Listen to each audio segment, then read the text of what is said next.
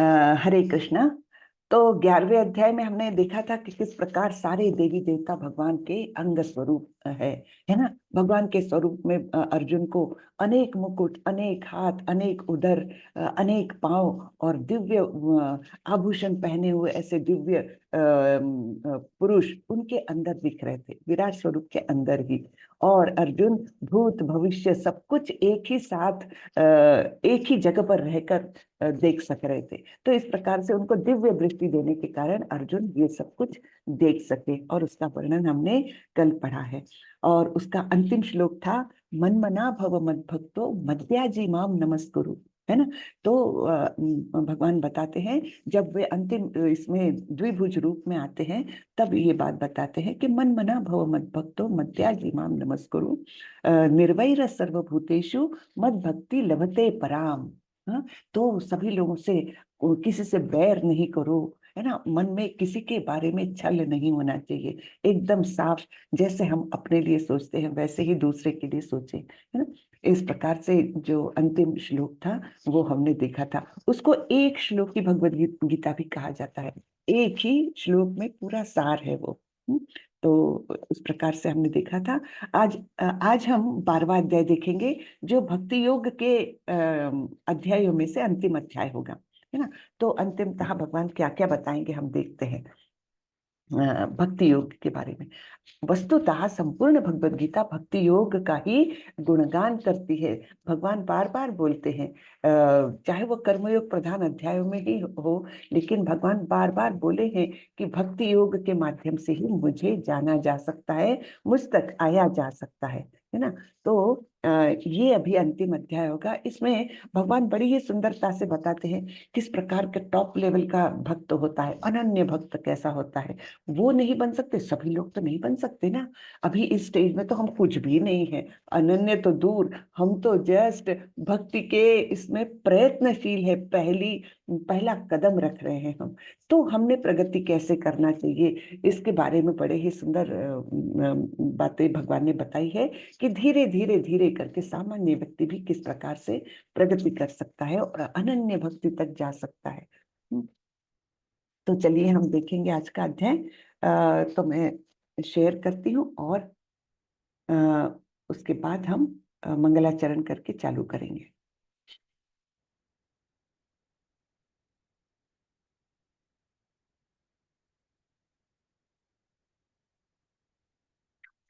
ओम नमो भगवते वासुदेवाय। ओम नमो भगवते वासुदेवाय। ओम नमो भगवते वासुदेवाय। ओम अज्ञानतिमिरान्धस्य ज्ञानाञ्जनशलाकया चक्षुरुन्मिलितं येन तस्मै श्रीगुरवे नमः। श्रीचैतन्यमनोभीष्टं स्थापितं येन भूतले स्वयं रूपः कदा मह्यं ददाति स्वपदान्तिकं। वन्देऽहं श्रीगुरो श्रीयुतपदकमलं श्रीगुरुन् वैष्णवांश्च श्रीरूपं साग्रजातं सहगण रघुनाथान्वितं तं सजीवं साद्वैतं सावधूतं परिजनसहितं कृष्ण चैतन्य देवं श्रीराधा कृष्ण पादान् सह गणललिता श्री विशाखान्वितांश्च। हे कृष्ण करुणा सिंधु दीनबंधु जगतपते गोपेश गोपिका कांत श्री राधा कांत नमोस्तुते। तप्त कांचन गौरांगी राधे वृंदावनेश्वरी वृषभानुसुते देवी प्रणमामि हरिप्रिये।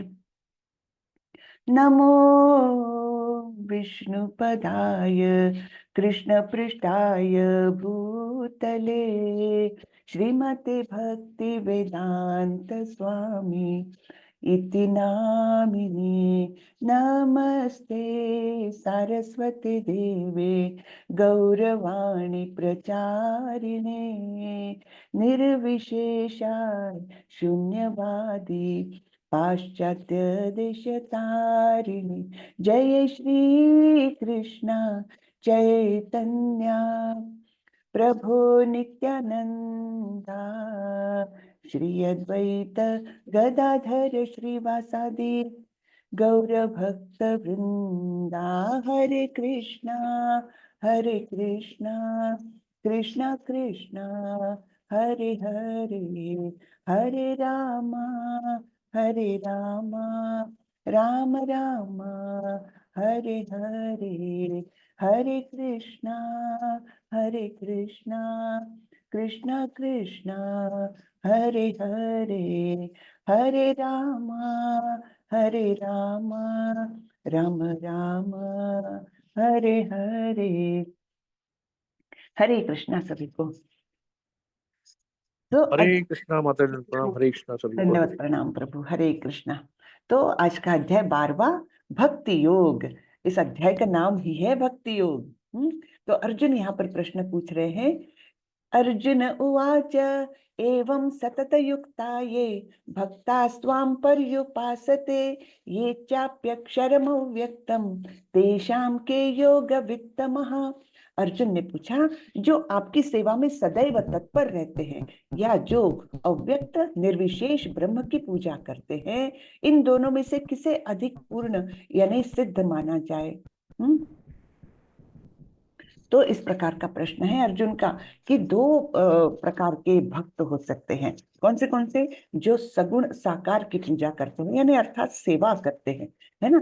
जैसे हम लोग मंदिरों में क्या करते हैं, वहां पर अर्च विग्रह होते हैं भगवान के, सुंदर सा रूप हम देखते हैं भगवान का और उनकी सेवा करते हैं, उनकी पूजा करेंगे, उनको श्रृंगार करेंगे, उनको प्रसाद चढ़ाएंगे, भोग चढ़ाएंगे, फूल अर्पण करेंगे, है ना। इस प्रकार से हम सेवा करते हैं। तो ऐसे भक्त जो आपकी सेवा में तत्पर रहते हैं, ये एक प्रकार हुआ। और दूसरे क्या है? जो अव्यक्त निर्विशेष ब्रह्म की पूजा करते हैं। तो ये दो प्रकार के भक्त हुए। इनमें से किसे अधिक पूर्ण अर्थात सिद्ध माना जाए, इनमें से कौन सा मार्ग अच्छा है, ये मुझे बताइए, ऐसा अर्जुन का प्रश्न है। तो यहाँ पर हम थोड़ा सा तात्पर्य पढ़ लेते हैं। श्रीला प्रभुपाद की जय। अब तक कृष्ण साकार, निराकार एवं सर्वव्यापकत्व को समझा चुके हैं और सभी प्रकार के भक्तों और योगियों का भी वर्णन कर चुके हैं। ठीक है, अभी तक हम जो जो पढ़े हैं भगवत गीता में, उसमें हमने देखा साकार का कैसे स्वरूप है भगवान का, है ना। हमने देखा था ब्रह्म ज्योति, फिर परमात्मा और भगवान, इन तीन स्तरों पर हम भगवान को जान सकते हैं। तो जो ब्रह्म ज्योति है वो निराकार स्वरूप है, जो परमात्मा है स्वरूप है, वे सर्वव्यापक है, उनका वो सर्वव्यापक रूप है।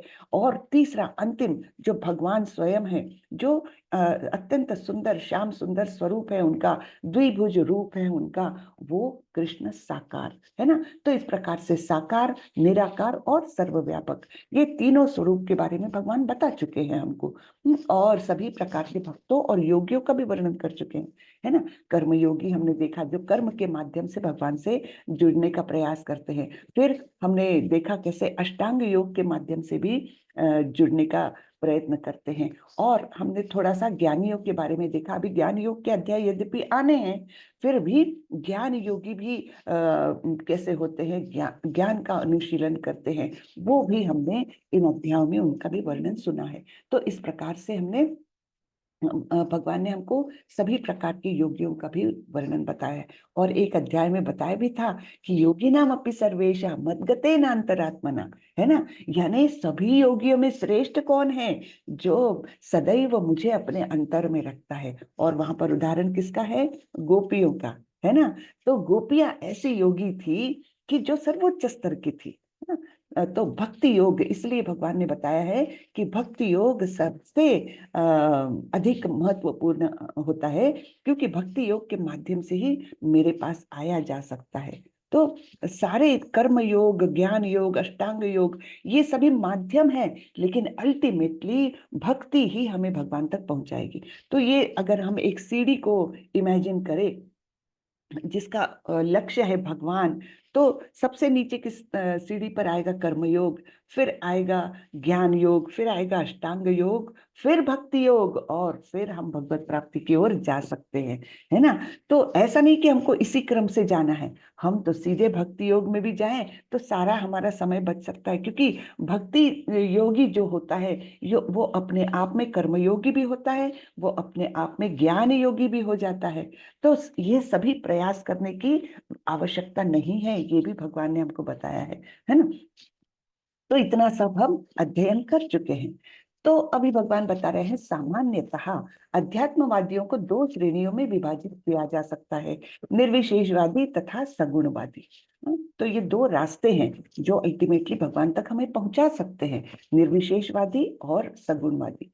सगुणवादी भक्त अपनी सारी शक्ति से परमेश्वर की सेवा करता है, निर्विशेषवादी भी कृष्ण की सेवा करता है, किंतु प्रत्यक्ष रूप से ना करके वह अप्रत्यक्ष निर्विशेष ब्रह्म का ध्यान करता है। तो कई लोग ऐसे ध्यान में बैठते हैं, एक प्रकाश का बिंदु इमेजिन करते हैं और उसी पर ध्यान केंद्रित करके पूरी तरह से अपने आप को, जैसे अपने भौतिक अस्तित्व को भूलने का प्रयास करते हैं और पूर्णतः भगवान के प्रति आकृष्ट होते हैं। तो वो हुआ निर्विशेषवादियों का मार्ग। और भक्तों का मार्ग कैसा है? वे सगुण साकार रूप के प्रति प्रेम भाव उत्पन्न करते हैं, उस सगुण साकार की पूजा करते हैं, सेवा करते हैं, है ना। तो ये दो मार्ग है भगवान ने बताया है।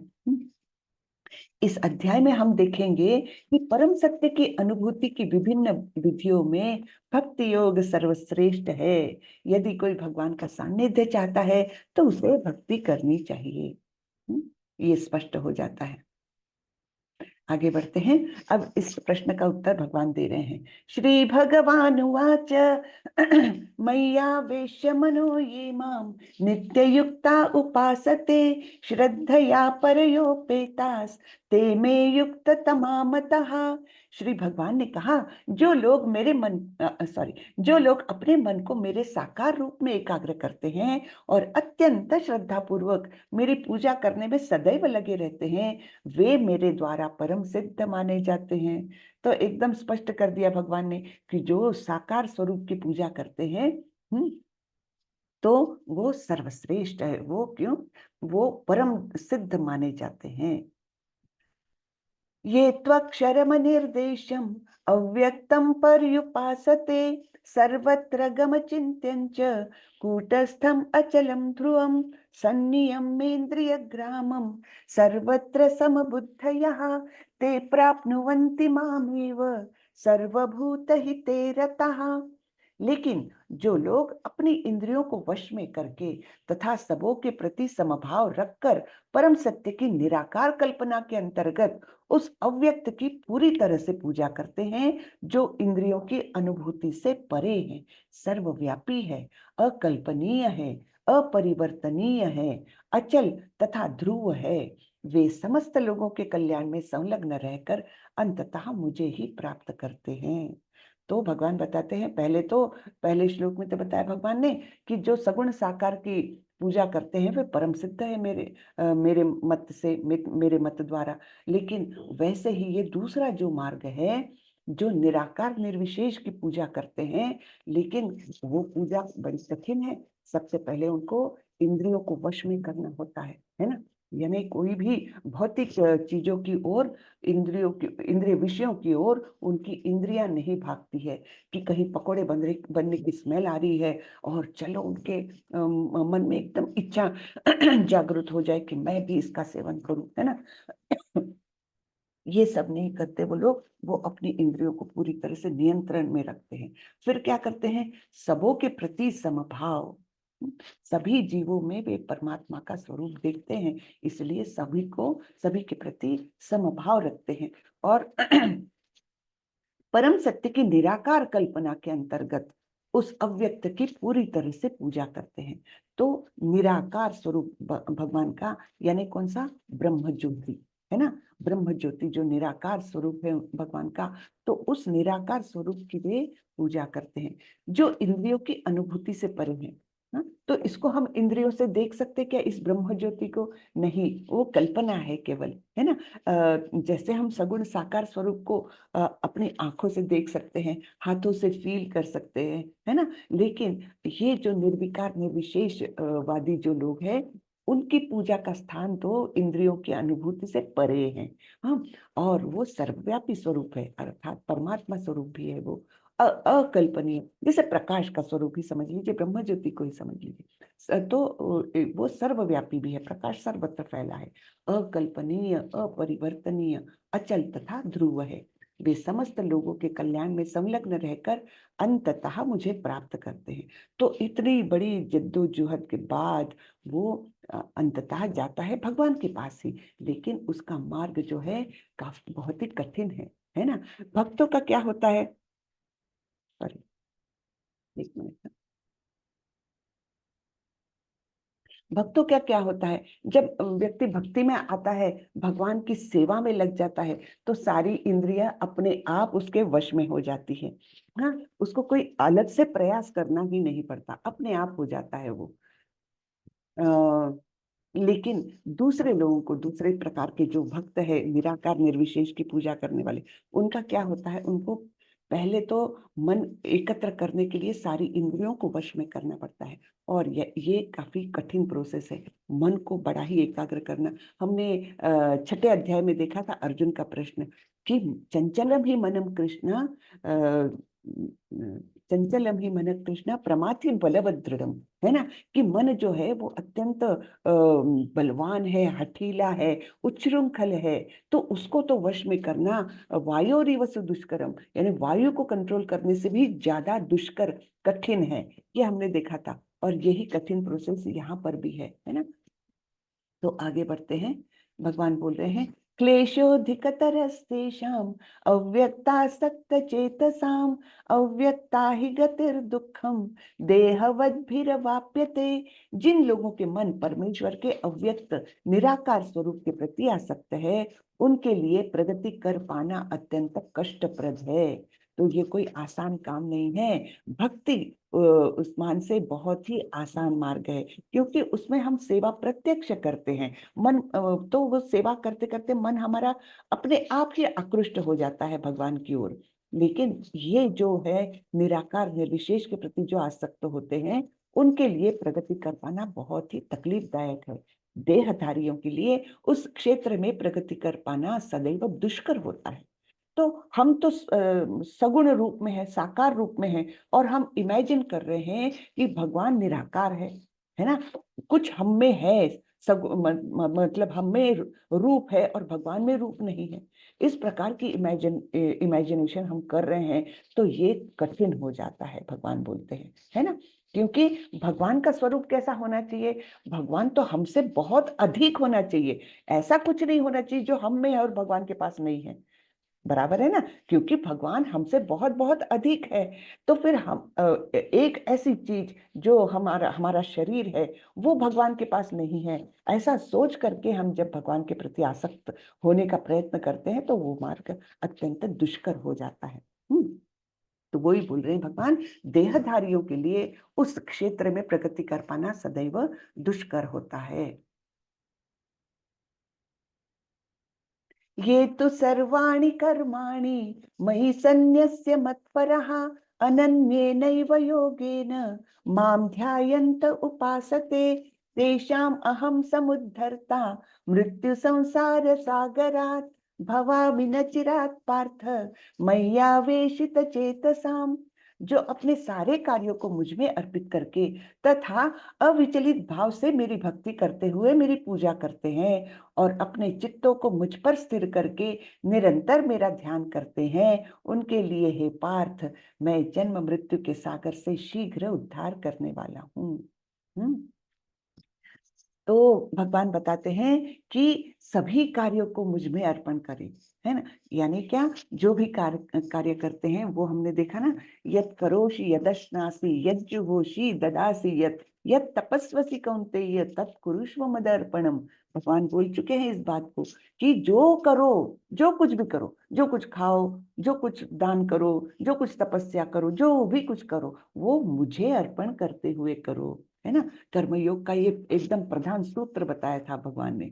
तो इस प्रकार से सारे कार्यों को मुझ में अर्पित करके, हाँ, तथा अविचलित भाव से मेरी भक्ति करते हुए मेरी पूजा करते हैं, हाँ, तो वो पूरी तरह से एकाग्र होकर, मन में कोई शंका नहीं, मन में दूसरा कोई भाव नहीं, ऐसे भाव से भगवान की भक्ति करना, पूजा करना, और इस प्रकार से अपने चित्त को मुझ में स्थिर करके निरंतर मेरा ध्यान करना। चाहे आप कोई भी एक्टिविटी कर रहे हो, लेकिन मन में निरंतर भगवान का स्मरण है। तो ऐसे लोगों के लिए हे पार्थ, मैं जन्म मृत्यु के सागर से शीघ्र उद्धार करने वाला हूँ। तो ऐसे भक्तों का मैं बहुत ही जल्दी उद्धार करता हूँ। तो यहाँ जन्म मृत्यु का सागर ऐसी उपमा दी है इस दुखालय शाश्वतम को, है ना। ये हमारा भौतिक जगत कैसा है, दुखालय है ये इसके बारे में भी भगवान आगे बताएंगे। जहाँ जैसे विद्यालय होता है ना, और दूसरा कौन सा एक आध उदाहरण कर दीजिए। तो जहाँ पर विद्या मिलती है वो विद्यालय, तो यहाँ क्या मिलता है, दुख मिलता है, इसलिए दुखालय है। ऐसे भौतिक जगत को भगवान ने डिफाइन किया है। तो इस जन्म मृत्यु के सागर से, भव सागर से भगवान जल्दी ही उद्धार करते हैं भक्तों का। मय्येव मन आधस्त्व मयि बुद्धिं निवेशय निवसिष्यसि मय्येव अत ऊर्ध्वं न संशयः। मुझ भगवान में अपने चित्त को स्थिर करो और अपनी सारी बुद्धि मुझ में लगाओ, इस प्रकार तुम निस्संदेह मुझ में सदैव वास करोगे। तो यहाँ पर थोड़ा सा हम तात्पर्य पढ़ते हैं। तात्पर्य में श्रीला प्रभुपाद बोलते हैं, जो भगवान कृष्ण की भक्ति में रत रहता है उसका परमेश्वर के साथ प्रत्यक्ष संबंध होता है।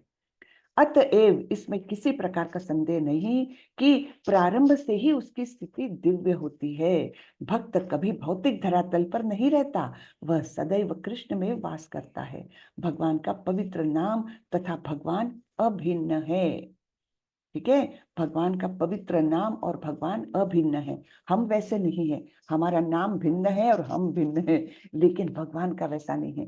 क्यों? क्योंकि वे परम सत्य है, उस उनमें सापेक्षता है ही नहीं, निरपेक्ष है। तो उस लिए क्या होता है, उनका नाम, उनके गुण, उनका पैरेफर्नेलिया, उनका साज श्रृंगार, सब कुछ वही है। हाँ, तो उनमें द्वैत नहीं, वो और उनका नाम अभिन्न है। इस प्रकार से भगवान प्रभुपाद जी हमको समझा रहे हैं। तो भक्त का क्या हो जाता है, जब वो भक्ति में लीन हो जाता है तो अपने आप वो तो वैकुंठवासी हो जाता है। चाहे व्यावहारिक दृष्टि से वो यहीं पर है, इसी भौतिक धरातल पर है, यही परिवार में भी है, और ये अपने नियमित कार्य भी करते हुए दिखता है, फिर भी उसका असली वास भगवान के सानिध्य में हो जाता है। क्यों? क्योंकि भक्त जो है वो सदैव भगवान को अपने हृदय में धारण करके चलते हैं, है ना। चाहे वो कुछ भी करते रहे, भगवान का निरंतर स्मरण उनको है, हर कार्य को वो भगवान को अर्पित करते हैं। ठीक है, तो भगवान का पवित्र नाम तथा भगवान अभिन्न है। अतः जब तक भक्त हरे कृष्ण कीर्तन करता है तो कृष्ण तथा उनकी अंतरंगा शक्ति भक्त की जिह्वा पर नाचते रहते हैं। कितनी अद्भुत बात है ये। जब हम हरि नाम बोलते रहते हैं, हरे कृष्ण कृष्ण कृष्ण हरे हरे, हरे राम राम राम हरे हरे, तो वास्तव में भगवान हमारी जिह्वा पर आते हैं। हाँ, इसलिए हमको जब हम जप करते हैं तो बहुत ही आदर पूर्वक और बहुत ही ध्यान पूर्वक करना चाहिए, क्योंकि स्वयं भगवान हमारी जिह्वा पर आ गए हैं, स्वयं भगवान ध्वनि के रूप में हमारे अंदर जा रहे हैं। तो ये भाव हमारा होना चाहिए। जब वह कृष्ण को भोग चढ़ाता है तो कृष्ण प्रत्यक्ष रूप से उसे ग्रहण करते हैं, और इस तरह भक्त उस उच्छिष्ट को यानी जूठन को खाकर कृष्णमय हो जाता है। जो इस प्रकार की सेवा में नहीं लगता वह नहीं समझ पाता कि यह सब कैसे होता है। यद्यपि भगवत गीता तथा अन्य वैदिक ग्रंथों में इसी विधि की संस्तुति की गई है।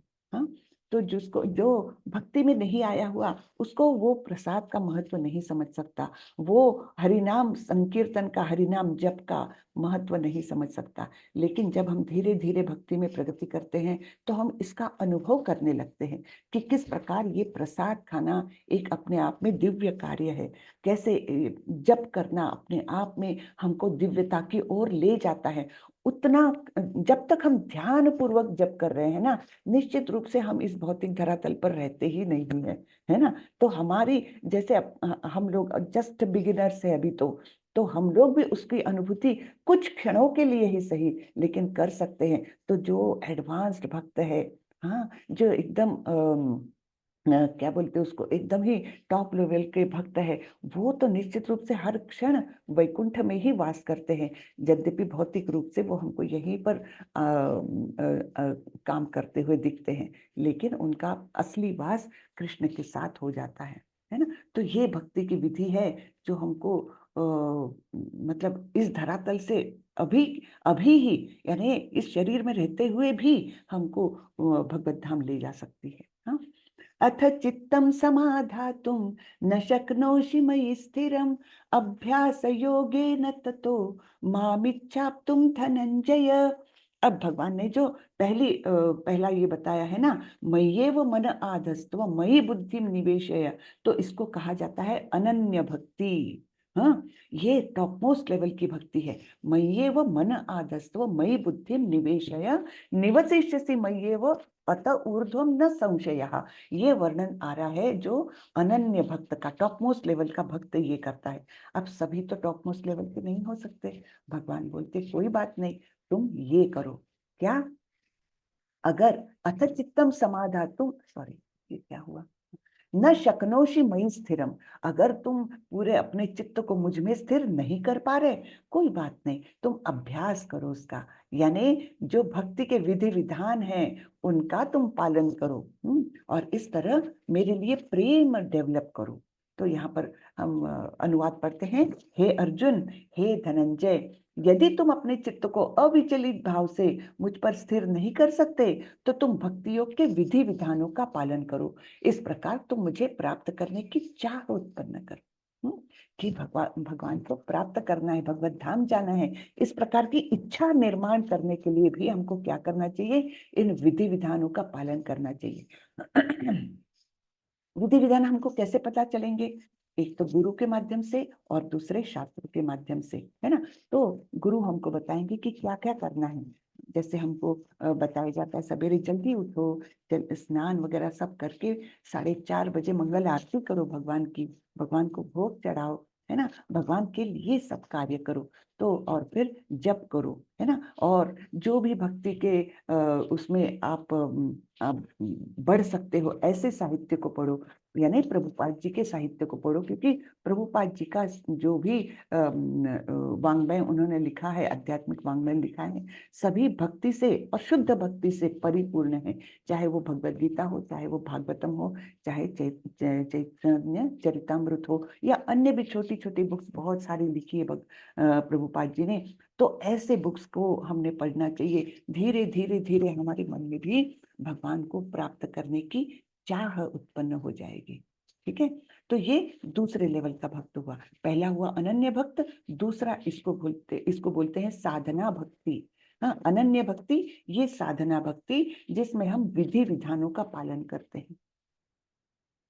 अभ्यासेप्य समर्थोसी मत्कर्म परमो भव मदर्थमपि कर्माणि कुर्वन् सिद्धिमवाप्स्यसि। यदि तुम भक्ति योग के विधि विधानों का भी अभ्यास नहीं कर सकते, हाँ, तो मेरे लिए कर्म करने का प्रयत्न करो, क्योंकि मेरे लिए कर्म करने से तुम पूर्ण अवस्था यानी सिद्धि को प्राप्त होंगे। तो ये है निष्काम कर्म योग। निष्काम कर्म योग में क्या करना है? भगवान के लिए कर्म करना है, कुछ भी फल प्राप्ति के लिए कर्म नहीं करना है, भगवान की सेवा में ही अपने कर्म अर्पित करना है। ठीक है, तो 3 लेवल्स अभी तक हम पढ़ चुके। अनन्य भक्त जिसमें पूरी तरह से मन चित्त में भगवान ही बसे हुए हैं और पूरे सारी ही एक्टिविटीज हमारी भगवान के लिए ही है, तो वो हुआ अनन्य भक्त।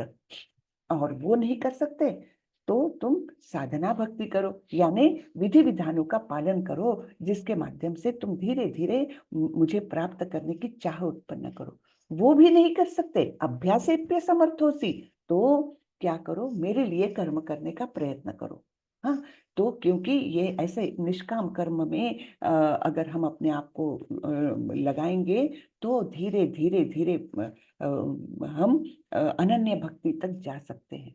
ठीक है, 3 स्टेजेस हो गई। अब भगवान बोलते हैं ये भी नहीं कर सकते, अथैतदप्य शक्तोऽसि कर्तुं मद्योगमाश्रितः सर्वकर्म फल त्यागम ततः कुरु यतात्मवान। तो क्या करना है, यदि तुम मेरे इस भावनामृत में कर्म करने में असमर्थ हो तो तुम अपने कर्म के समस्त फलों का त्याग कर कर्म करने का तथा आत्मस्थित होने का प्रयत्न करो, यानी कर्म फलों का त्याग कर दो। तो ये हुआ सकाम कर्म, है ना, सकाम कर्म योग है। ठीक है, कौन से स्टेजेस हुए, अनन्य भक्ति, साधना भक्ति, निष्काम कर्म योग और सकाम भक्ति। निष्काम कर्म में हम पूर्ण कर्म ही उनके लिए करते हैं बिना फल की अपेक्षा के, लेकिन यहाँ पर हम कर्म करेंगे और उसके फलों का त्याग कर देंगे। ठीक है, श्रेयो हि ज्ञानमभ्यासात् ज्ञानात् ध्यानं विशिष्यते ध्यानात् कर्मफल त्यागस् त्यागात् शांतिरनंतरम। यदि तुम यह अभ्यास नहीं कर सकते तो ज्ञान के अनुशीलन में लग जाओ। लेकिन ज्ञान से श्रेष्ठ ध्यान है और ध्यान से भी श्रेष्ठ है कर्म फलों का परित्याग, क्योंकि ऐसे त्याग से मनुष्य को मन शांति प्राप्त हो सकती है। तो हम सकाम कर्म करते रहते हैं दुनिया में, है ना, जैसे हम तो ऑफिस जाएंगे तो हमको निश्चित रूप से सैलरी चाहिए, तो फिर क्या करना है, ये सकाम कर्म हुआ, तो कर्म फल का त्याग करना है। लेकिन कर्म फल का पूरे तरीके से त्याग नहीं कर सकते हम, पूरी सैलरी तो हम भगवान की सेवा में नहीं लगा सकते, हमको अपना परिवार पालना है ना, दूसरे काम होते हैं। तो भगवान बोलते हैं कम से कम कुछ अंश अपने कर्म फल का निश्चित रूप से मुझे अर्पण करते हुए जाओ। तब फिर क्या होगा, हम एक तो हमारी लक्ष्मी भी शुद्ध होते जाएगी, और दूसरा हम उस लक्ष्मी के प्रति, मतलब उस धन के प्रति अनासक्त होते जाएंगे। इस प्रकार हम सकाम कर्म से निष्काम कर्म की ओर बढ़ेंगे। लेकिन अब ये और 2 स्टेजेस बताई भगवान ने, कौन सी, ज्ञान और ध्यान। तो फिर हायरार्की कैसी बनती है, सबसे टॉप मोस्ट अनन्य भक्ति, दूसरी साधना भक्ति, तीसरा निष्काम कर्म योग, चौथा सकाम कर्म, और पांचवा है ध्यान, छठा है ज्ञान। ठीक है, तो यहाँ पर बताया है ना, ज्ञान के अनुशीलन में लगो, लेकिन ज्ञान से ध्यान श्रेष्ठ है। तो इस प्रकार तुम ध्यान करने से ज्ञान क्या वो करो, पहले ज्ञान से ध्यान में जाओ, ध्यान से सकाम कर्म। इस प्रकार से ये सीढ़ी बताई है। जरूरी नहीं है पूरे सीढ़ी को हम अवलंबन करें, जरूरी नहीं है, हम कोई भी अपनी कैपेसिटी के अनुसार हम कोई भी लेवल पर शुरू कर सकते हैं, है ना, थोड़ा थोड़ा ही सही अपने कर्म फलों का त्याग करके भगवान की सेवा में लगाओ, तो धीरे धीरे फिर निष्काम कर्म की ओर बढ़ो, है ना। तो इस प्रकार हम कोई भी स्टेज से चालू कर सकते हैं। तो नीचे से फिर से हम सीढ़ी रिवाइज करेंगे। सबसे पहले मतलब निचले सीढ़ी पर आएगा ज्ञान का अनुशीलन, वेदाध्ययन करो, वेदों को पढ़ो, ये पठन पाठन करो, और फिर नहीं ध्यान, उसके ऊपर की स्टेज ध्यान, ध्यान के ऊपर सकाम कर्म, सकाम कर्म के ऊपर निष्काम कर्म, उसके ऊपर साधना भक्ति, और सबसे टॉप मोस्ट अनन्य भक्ति। इस प्रकार से ये स्टेजेस भगवान ने हमारे लिए बताई है कि ये नहीं कर सकते, ये कर लो, ओके, है ना। तो यहाँ पर हम थोड़ा सा तात्पर्य पढ़ते हैं। जैसा कि पिछले श्लोकों में बताया गया है, भक्ति के 2 प्रकार है, विधि विधानों से पूर्ण तथा भगवत प्रेम की आसक्ति से पूर्ण। किंतु जो लोग कृष्ण भावनामृत के नियमों का पालन नहीं कर सकते, उनके लिए ज्ञान का अनुशीलन करना श्रेष्ठ है, क्योंकि ज्ञान से मनुष्य अपनी वास्तविक स्थिति को समझने में समर्थ होता है।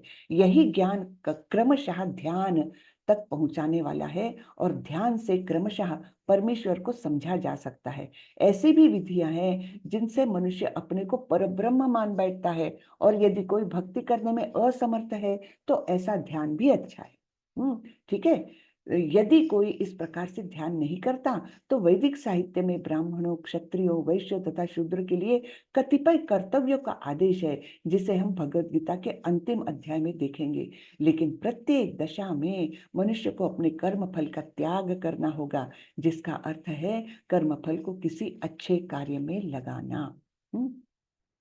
और भगवान को अर्पण करने से अधिक अच्छा कार्य कोई हो ही नहीं सकता।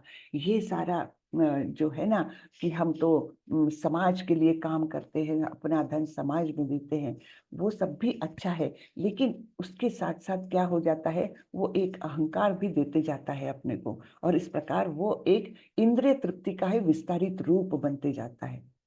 तो उससे बचने के लिए सर्वश्रेष्ठ है भगवान के कार्यों में ही अपना जो कुछ दान वगैरह है, अपने कर्म फल है, वो समर्पित करना, ये सर्वश्रेष्ठ है। हाँ, अद्वेष्टा सर्वभूतानां मैत्रः करुण एव च निर्ममो निरहंकारः समदुःख सुख क्षमी संतुष्टः सततं योगी यतात्मा दृढ़ निश्चयः मय्यर्पितमनो बुद्धिर यो मद्भक्तः स मे प्रियः। अब यहाँ से 13वें श्लोक से जो आते हैं ना 20वें यानी अंतिम श्लोक तक जो है उसको कहा जाता है प्रियाष्टकम। हाँ, यानी कैसा भक्त भगवान को प्रिय है, ऐसे कौन से गुण हैं जो भक्त को भगवान का प्रिय बना देते हैं। तो ये सब यहाँ पर वर्णन चालू हो गया है।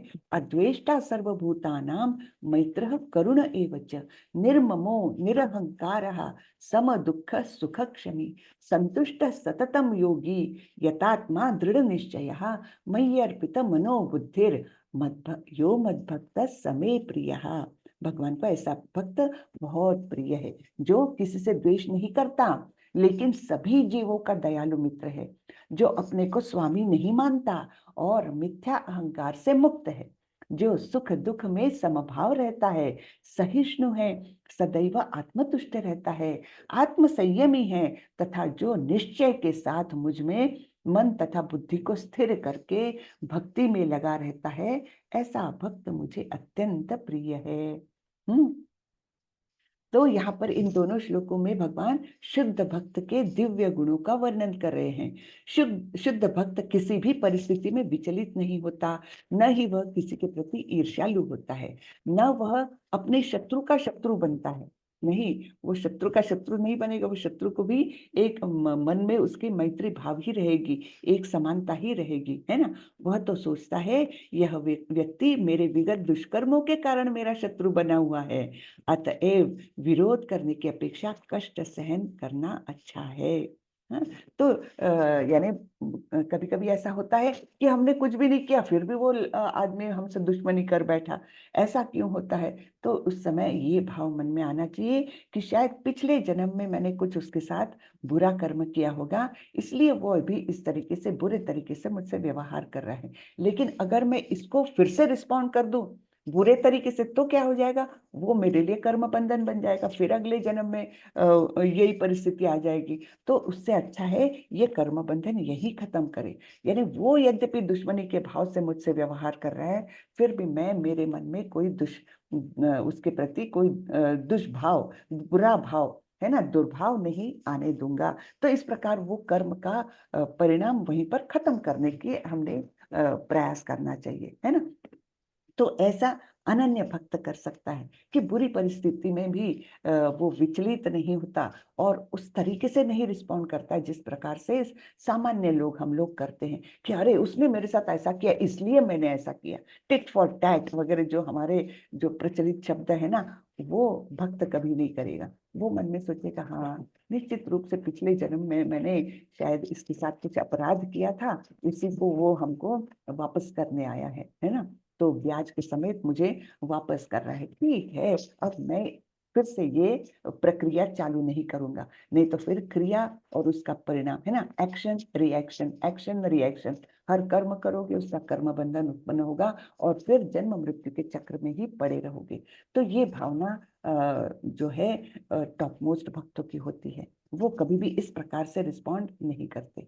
तो हम तो टॉप मोस्ट तो कहाँ, अभी तो कुछ भी नहीं है, लेकिन इस दृष्टि से हमने प्रयास जरूर करना चाहिए कि कोई हमसे बुरे तरीके से भी पेश आए तो एक 2 मिनट को सोच ले, है ना, कि ऐसा क्यों हुआ होगा। मैंने शायद इस जन्म में तो कुछ नहीं किया उसका बुरा, लेकिन हो सकता है पिछले जन्म में मैंने किसी के साथ कुछ बुरा व्यवहार किया है, वो मुझे ब्याज ब्याज सहित अभी लौटाया जा रहा है। शांत रहना है ना। यस्मान्नो द्विजते लोको लोकान्नो द्विजते च यः हर्षामर्षभयोद्वेगैर् मुक्तो यः स च मे प्रियः। जिससे किसी को कष्ट नहीं पहुंचता तथा जो अन्य किसी के द्वारा विचलित नहीं किया जाता, जो सुख दुख में, भय तथा चिंता में समभाव रहता है, वह मुझे अत्यंत प्रिय है।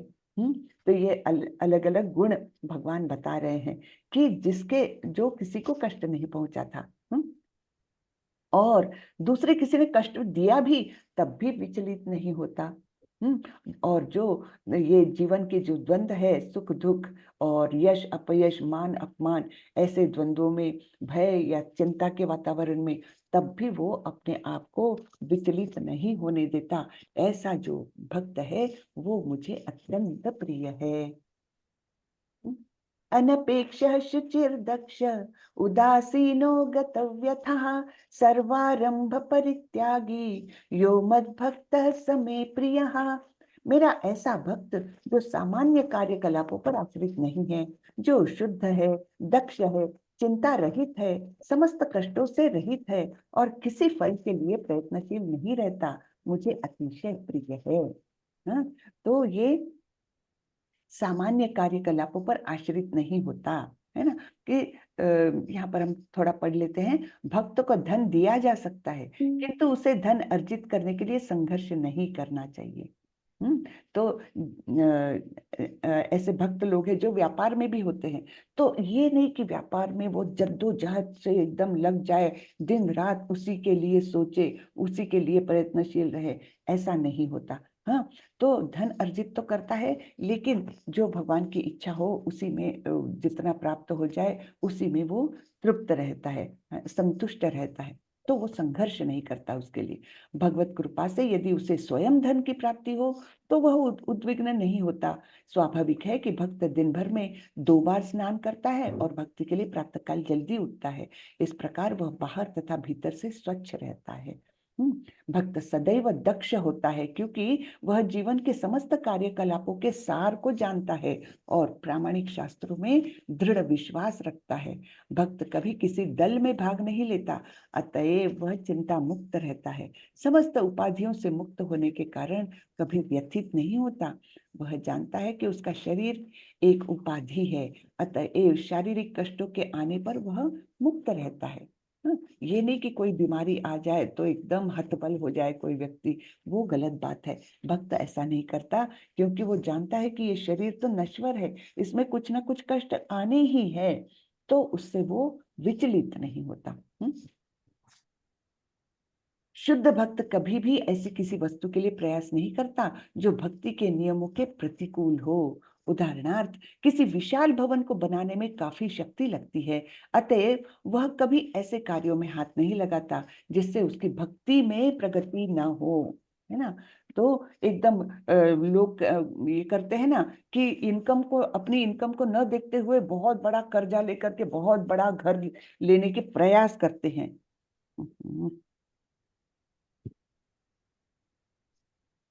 है ना। तो भक्त कभी ऐसा नहीं करेगा क्योंकि उसको पता है अगर मैंने लोन ले लिया तो मेरा दिमाग, जो दिमाग है उसमें सतत यही चिंताएं चलती रहेगी, क्या कि अब मैं लोन को कैसे फेडूं, अब मैं ये घर बनाने के लिए लिया है उसके लिए धन कहाँ से जुटाऊं, यानी क्या उसके भक्ति में बाधा आ जाएगी।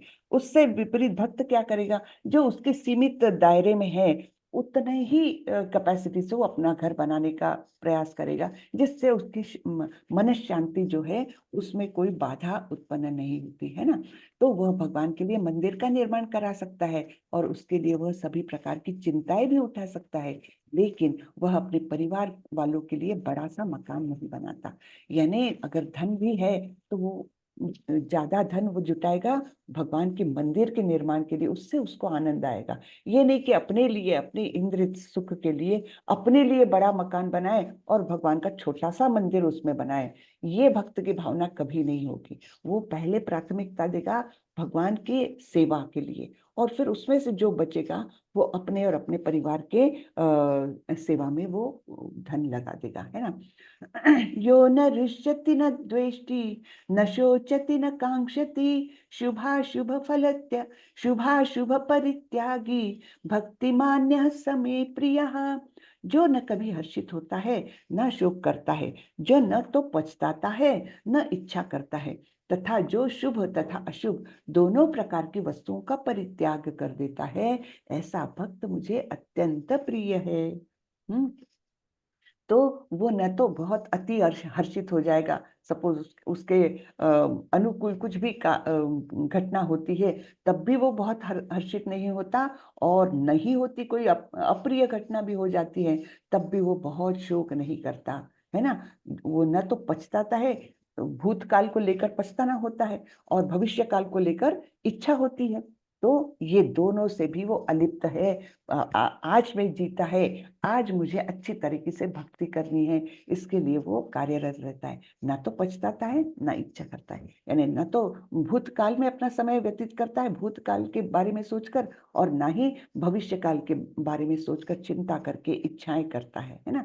तो इस प्रकार से उसका व्यवहार नहीं होता, वो शुभ तथा अशुभ दोनों प्रकार की वस्तुओं का परित्याग कर देता है।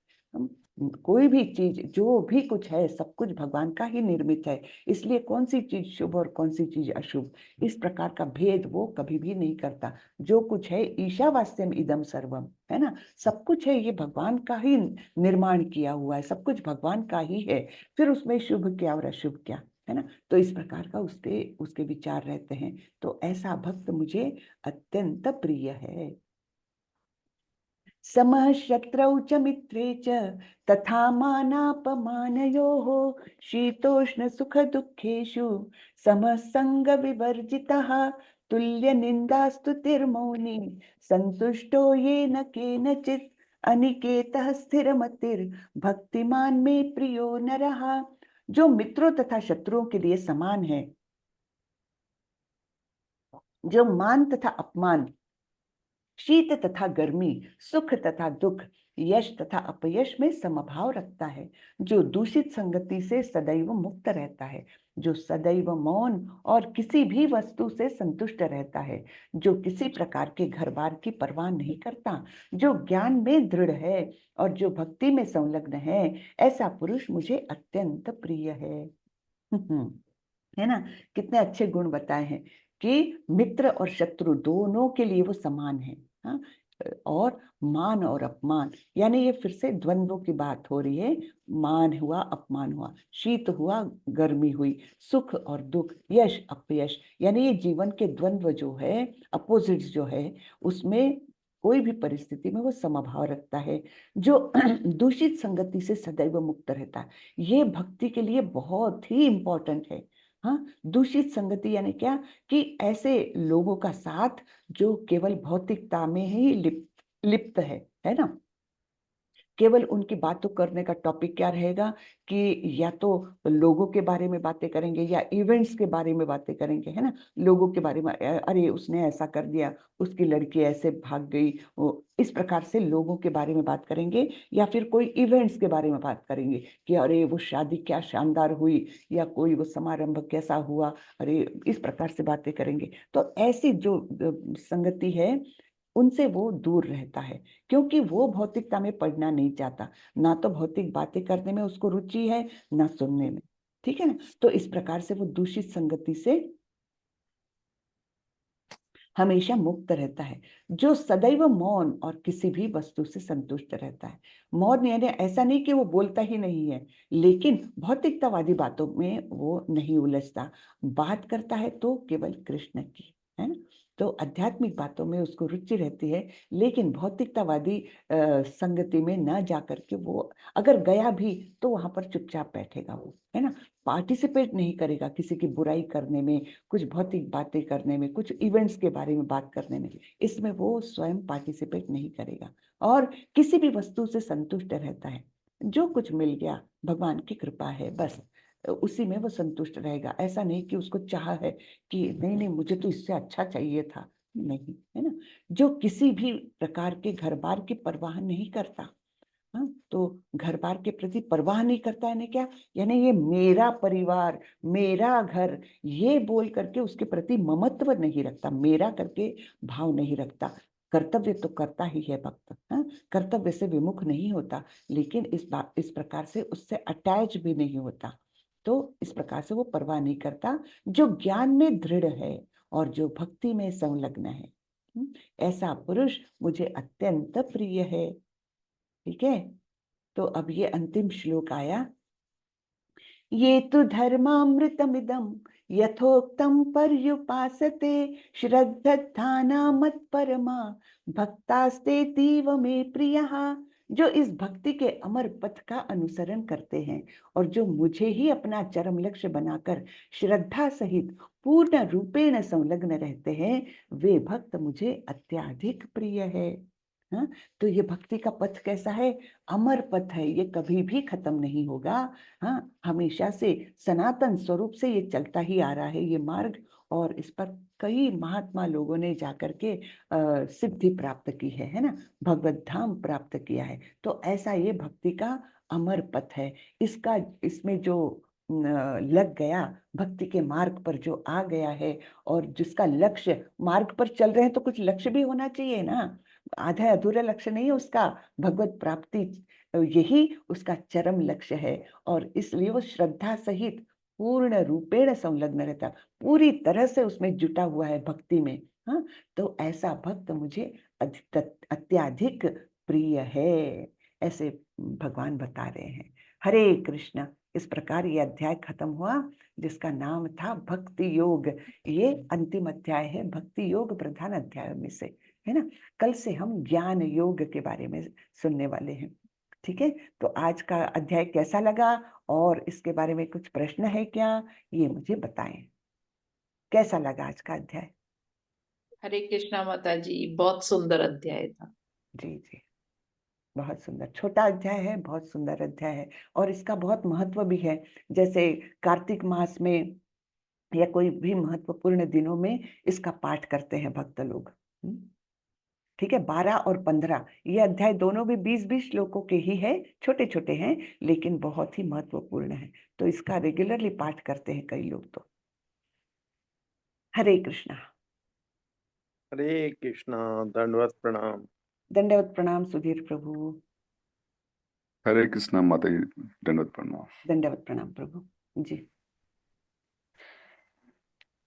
कुछ प्रश्न है किसी का? माता जी, आपने इतना अच्छा क्लास लिया, इतना अच्छा भक्ति योग में जोड़ दिया कि प्रश्न ही नहीं बचता है अब। तो हमको जुड़े ही रहना है इससे, है ना। अमर पथ का जी माता जी। अनुसरण करना है, भक्ति के अमर पथ का अनुसरण। जी माता हरे जी। कृष्णा माता जी। हरे कृष्णा। माता जी, शाम को 6 बजे आज भी आप ही लोगे क्या? 7 बजे? नहीं, आज तो नहीं लूंगी मैं, शायद से, अगर माता जी की तबीयत ठीक है तो मैं नहीं लूंगी। कल उनकी तबीयत ठीक नहीं थी तो मैंने लिया था। मुझे एक्चुअली दूसरा भी क्लास लेना है, एक 7 बजे वाला, तो वो भी ठीक। करना है। हरे तो हरे कृष्णा। हरे कृष्णा। तो किसी का कोई प्रश्न नहीं है? चलिए ठीक है।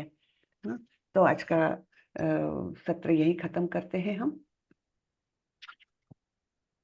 वाचा कल्पतरोभ्यश्च कृपा सिन्धुभ्यैव च पतितानां पावनेभ्यो वैष्णवेभ्यो नमो नमः। अनंत कोटि वैष्णव वृंद की जय, श्रीला प्रभुपाद की जय। हरे कृष्णा। हरे कृष्णा माता जी, प्रभु जी सभी को दंडवत प्रणाम। हरे कृष्णा माता जी, दंडवत प्रणाम। दंडवत प्रणाम। हरे कृष्ण माता जी, दंडवत। जी, दंडवत प्रणाम।